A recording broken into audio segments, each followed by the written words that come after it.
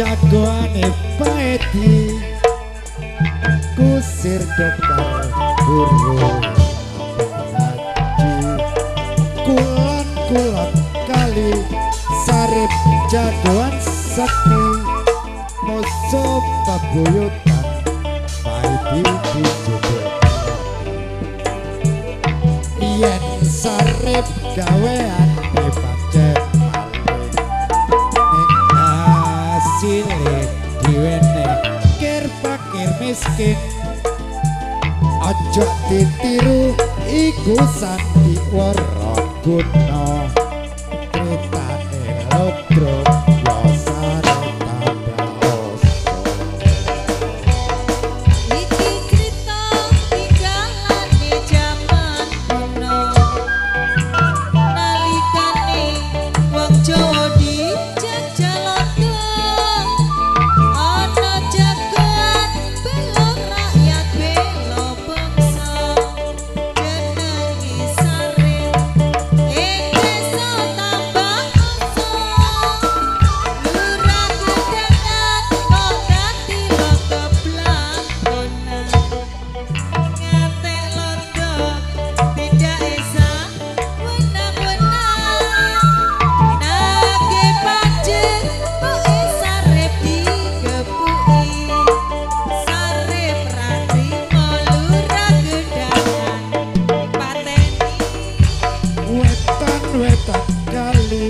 jagoan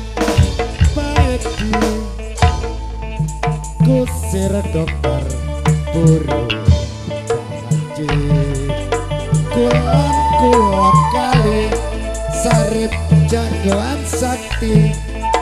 musuh pabuyutan paedi disudutlan yen sarip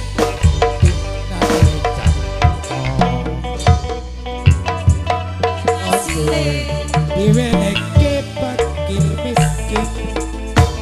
aja ditiru iku sandiwara guna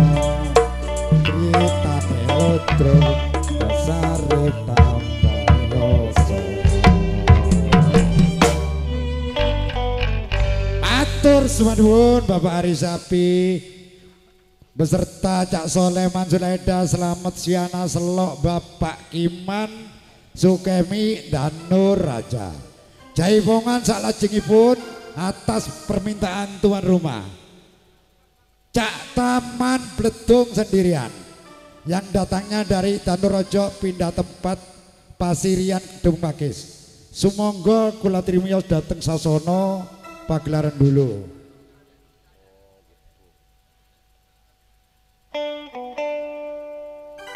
Yoca taman Taman Bledug